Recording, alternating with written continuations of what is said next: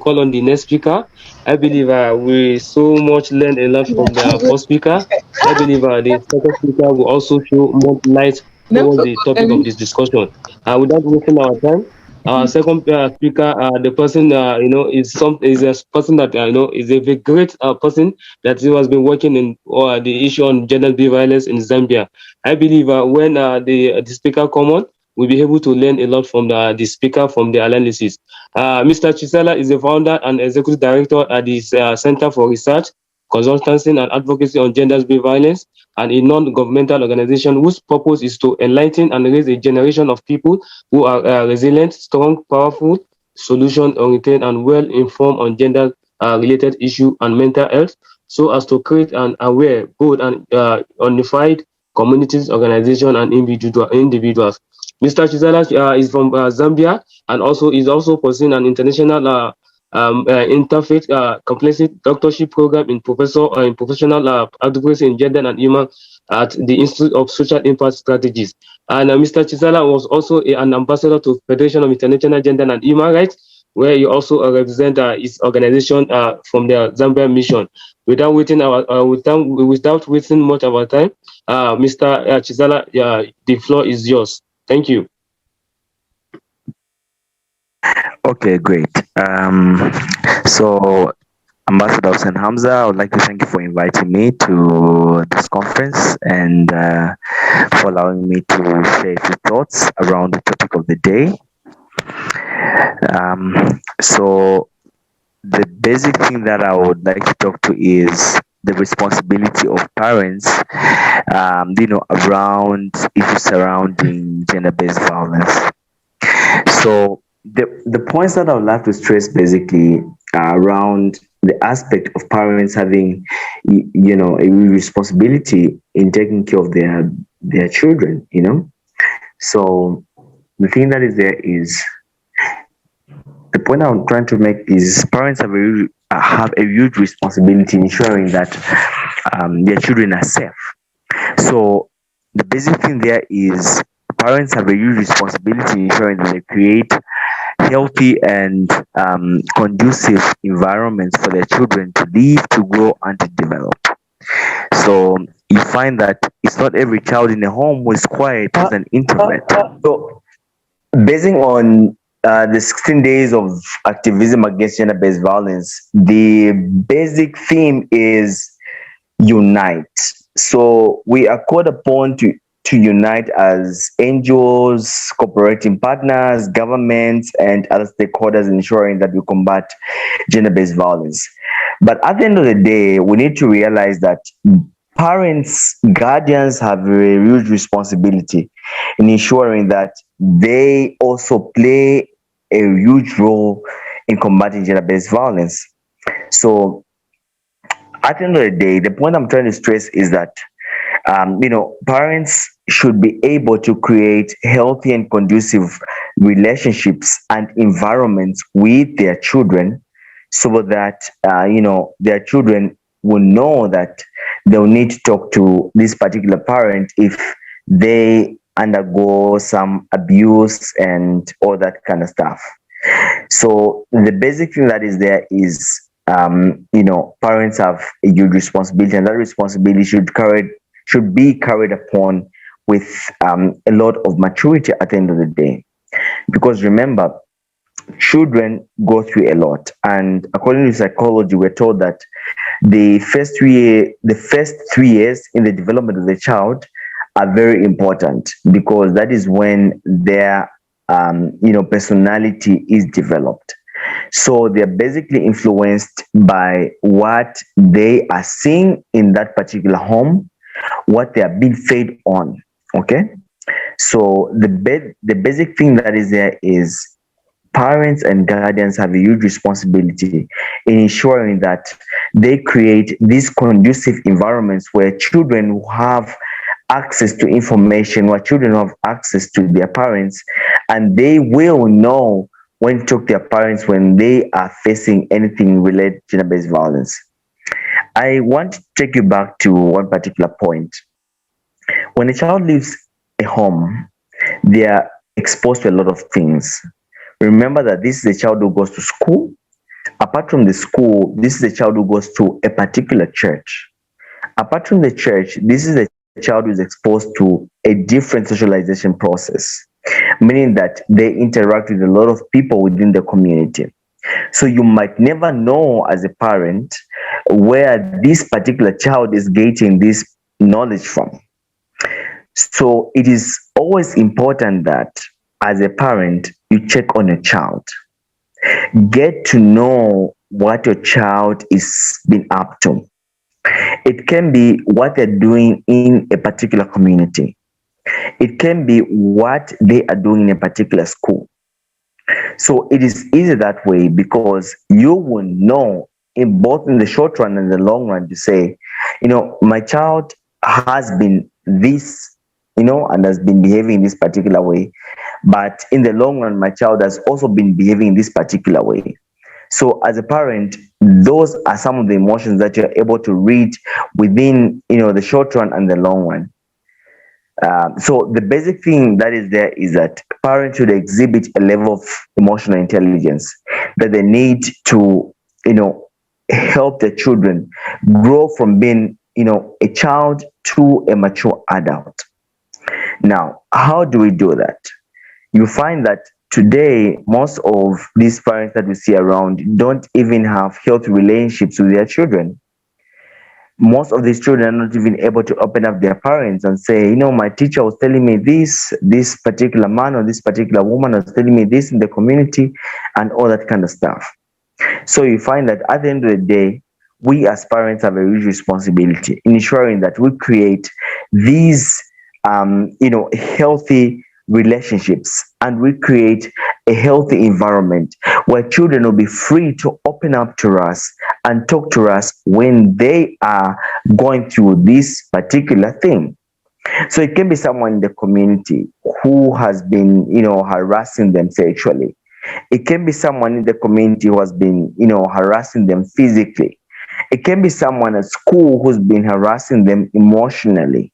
So we need to look at all these things, put them into perspective, and therefore understand the role that different parents and guardians have to play in ensuring that they take care of their children. Remember that most of these abuses are coming from homes, and most of the perpetrators of this kind of violence are people who are well known to these victims of violence. Okay, young people are prone to this kind of violence, and the majority of those are young girls. So at the end of the day, we have different responsibilities.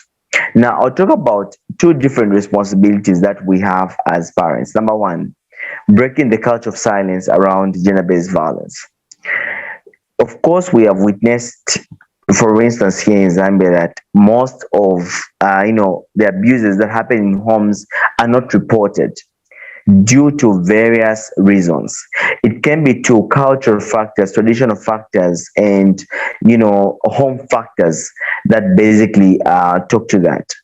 But at the end of the day, remember that the person who is being abused is a young person, for instance, or an older person who has to go down in the community and live life as a free human being. So if we're not able to address these issues and talk to the people who are most prone to this kind of violence, then at the end of the day, we are promoting this violence to continue. So the point I'm trying to stress here is that, you know, breaking the culture of silence basically starts from homes. That parents and guardians have a responsibility in ensuring that if this kind of abuse happens in their homes, they have to report the necessary authorities so that the young boys and the young girls are protected, and that the young boys and the young girls, are able to live freely and they're able to enjoy, the basic human rights. Because at the end of the day, their basic human rights are infringed, and at the end of the day, their livelihood is also infringed. So we have a lot of things to look at as we basically develop, our parent engagement mechanism. So basically, that is that. So what we are doing as an organization the organization that I'm representing here in Zambia, the Center for Research Consultancy and Advocacy on Gender-Based Violence, is that we are working hard towards creating a safe and healthy environment where young people are able to come out and share their deepest grievances. It can be abuses, it can be mental health issues. We are trying by all means possible to create this safe environment where they can come through and share these heavy burdens with us, and they are assisted thereby. So at the end of the day, the responsibility that we have is that it is not just guardians and parents that should do this job, but as the theme for the 16 days of activism is stating, we are called upon to unite as both local organizations, international organizations, different governments to ensure that we combat gender-based violence. And at the end of the day, it is about producing sustainable solutions. Think about it. Most of the young girls who have been abused in homes are taken to safe houses. But the question that is there is, what happens after that girl is released from that safe house? Does she still go back to that home where she was abused, or does she still stay in that safe house? Because remember, the policy of most of these safe houses is that when a girl is abused or a boy is abused and they're taken to a safe house, they're going to stay there for a specific period of time. And after that time, they have to be released and they have to go back into the society or into the community or in that particular home where they face that particular abuse. So now, is that a sustainable way of handling these issues? So I feel that at the end of the day, we all have a responsibility in ensuring that we create sustainable solutions that are going to work for both the short run and the long run. Because if we say that when a girl is abused in this particular home, we take them to a safe house, then what happens after that? That is not sustainable. Most of these safe houses are actually very much congested because there are a number of people who are victims of this kind of violence, sexual violence, physical violence, and all that kind of stuff. But at the end of the day, if we're not able to create a conducive space where, young people are able to talk about these things, where young people or these other older people are able to discuss these things relating to gender-based violence, then we are creating an environment where most people, are going to feel that their rights are infringed upon, and that is the fact. So at the end of the day, we all have a responsibility in ensuring that we promote sustainable solutions, that even women who have been abused in homes are given sustainable, solutions. For instance, as an organization, we are working on a women empowerment program in association with some of our partners here in Zambia, the CHEDIC, association. We are working on ensuring that we promote social entrepreneurship among victims of gender-based violence, and these are women in our different communities. And so far, as we have started the program, we have started with 50 women who are victims of gender-based violence. So we have empowered them with, entrepreneurship skills, financial literacy skills. We have also given them a seed fund to kickstart a particular business, a particular project. And then after that, we have, as an organization with our partners, have a responsibility ensuring that we do a monitoring and evaluation to ensure that this work is ongoing. And if any of those members slacks down, we are able to, get in, help them through the process, and ensure that their business is up and running.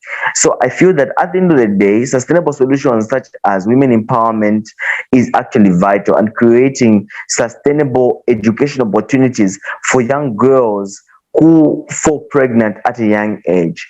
So I feel that is the work that we have to do at the end of the day.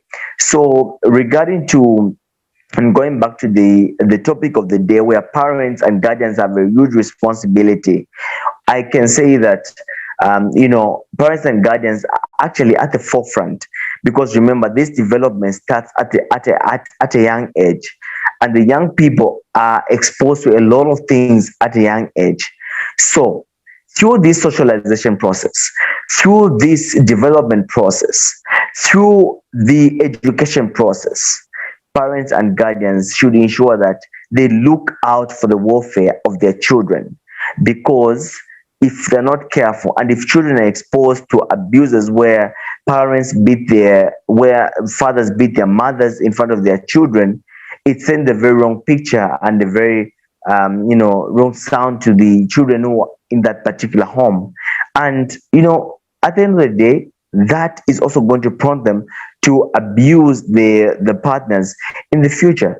So we have a huge responsibility at the end of the day. Remember that the majority of the people who commit suicide in the world today are young people between the ages of 20 and 24. But the question that is there is, why are young people taking their own lives? Why are young people taking their own lives? Is it that there is no better counseling services around? Or is it that there are no good parents around?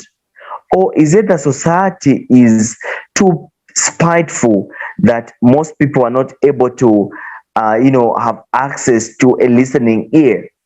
So remember that at the end of the day, these people who are doing these things are coming from homes where parents have a huge responsibility. So this responsibility is not just built on parents, but you also have to look at it from the other side, that even each and every person has a responsibility in the community to ensure that take care of your neighbor. Be your brother's keeper, be your sister's keeper. So this responsibility basically falls on all of us. So Ambassador Hamza, I would like to thank you for inviting me to speak on this particular platform and to also share my views on the topic of the day, that parents basically have a huge responsibility, but this responsibility doesn't just fall on parents, but it is a responsibility that falls on each and every person in a particular community. Remember, as Africans, we follow a particular facet. We follow the syllogism of Ubuntu. You are because I am because you are. So, with that particular understanding, that a child that is born in my neighbor's place is also my child, and a child that is born in another person's place is also my child. So we need to take responsibility and ensure that we raise our children in the right way with the right values, so that they are able to represent the spirit of Africanism wherever they go. So thank you so much for inviting me, and yeah, I can end here for now. Thank you, Ambassador Hamza. Thank you very much, Ambassador Chisala, for a wonderful presentation. I believe from your analysis, participants will be able to learn much towards the topic of discussion. And I believe the work is everybody work. We need to involve towards protecting our young children, in order toward protecting our young children from the effect of gender-based violence, because it's not only a parent role alone, it's the help of others towards preventing all these GBV that is happening in our society. And also our young people also need conducive environment in terms of empowering them, so that they can have something, so that they can have the knowledge of based on this GBV that is happening in our society. Thank you very much for your wonderful presentation. And without wasting our time, I would like to have our participant, if anybody have a question to ask our honorable speaker, please you can unmute yourself and ask your question. Thank you. Kabir, we can go on. Oh, okay. Thank you. Well, I'm Kabir Aladi Garba from Doha, Qatar.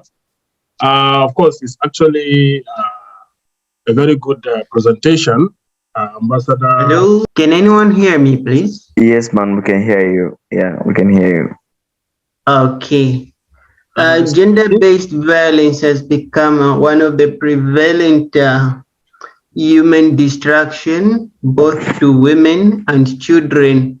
And when we speak about children, we talk both girls and boys. Psychological trauma when it happens in their homes. So I want to find out from the panelists how well can we defend the children from such vices because they cannot speak out? And when that happens in the homes, both parties are silent about it. How well can we help families to avoid this vice? Thank you. Honorable Speaker, please, you can answer the question. Thank you. Thank you so much. Basically, there are two things there. One, there is an interplay of tradition and there's an interplay of the law. So you find that most of the abuses that take place in homes are concealed and are not reported to the authorities because most of these families tend to take a different step. They say, we want to protect the image of our family. Imagine that if someone goes out there and reports to say this uncle has been abusing this niece in our home, how are people going to take us? Are they going to respect us anymore? But outside that, we have an interplay of the law, which says that if a person is abused, the perpetrator of this particular violence is, liable for prosecution and other things that basically come in. So now, the thing that is there is parents and guardians need to look beyond what is presented to them. When a girl or a boy is abused in a particular home, we need to take the necessary steps. Let us forget about the aspect of, the person who abused this youngster or this other person is a breadwinner of this family. God will take care of you. So, at the end of the day, you need to look at the welfare of that young person who is prone to that kind of abuse. Because remember, young people are most prone to this kind of abuse, most especially when you as, for instance, a wife in this particular home doesn't work and they're solely dependent on this particular man, or this particular man is solely dependent on this particular woman. It goes with that. So at the end, you ask yourself this question, you're like, so if I report this case to the police to say this man has been abusing this particular girl or this particular boy, and then if he's locked up, who is going to take care of our family? So most of the people that I've actually interacted with have given me these responses. They're like, we cannot risk, reporting the police because one, the name of our family is going to be ruined. Secondly, if this person is arrested, meaning that we will not have anywhere to lay our heads because we're just renting this house or this apartment, and this is the person who's been working in this house. So it's better we keep this information sealed, or we keep these cases sealed so that we protect the image of our family, and at the end of the day, we keep this person. But remember, there is a life that is going to be lost there. This young person is being abused every day. So the question that is there is, are you going to keep this perpetrator to continue abusing this young person, or you're going to look at it from a different perspective? So that is the paradox that is there. So tradition has an interplay where women are taught to say, whatever that happens in your home, keep it in the bedroom. These are bedroom affairs. These are your home affairs. Don't take them out. But there's an interplay of the law which says that whenever these abuses happen, you need to report the police. So I believe that at the end of the day, tradition and the law have to meet somewhere and ensure that we keep our children and our dependents safe from all these kinds of abuses. The law is there and it is clear. But how many of our people in our communities are able to understand this law? Have we made steps in ensuring that we retranslate this law in our local languages, that even the least educated person in our communities is able to understand whatever is going around the spectrum? So it goes beyond what we're able to see. So toxic masculinities that have been existing in our communities have to be broken. And how can we do this? It has to start from the homes where parents have access to their children. Let them teach their children about about these things from a young age. Young boys should be taught about respecting women. Women should be taught about respecting men. And the aspect of submission that the women have to do in marriage and all those things has to be redefined. To what extent should a woman submit to a man? Okay, a lot of things that we need to look at, because we can't talk about these things without acknowledging our tradition, our ATR, our African traditional religion, and the beliefs that we have as Africans. So we have a responsibility of ensuring that we bridge this gap between the different traditional practices, the different traditional beliefs, and the actual English law that has been existing in our various countries. Yeah, thank you so much. I hope that other presenters are able to add on to this. Thank you very much for the wonderful presentation that you just made, and also thank you very much for making a justice towards this topic of discussion. I believe from what you have analyzed and also from the answer you answered, I believe our participants will be able to learn a lot from the discussion, and also they will be able to use it in their various community. And also thank you very much for honoring my invitation for you to speak based on your expertise, and also for you to even express how you normally impact humanity in your various community through your organization. And thank you very much for honoring my invitation. Without wasting our time, I would like to call on the host to give us a closing remarks towards and appreciating everybody that maybe that partake in this event. Thank you very much.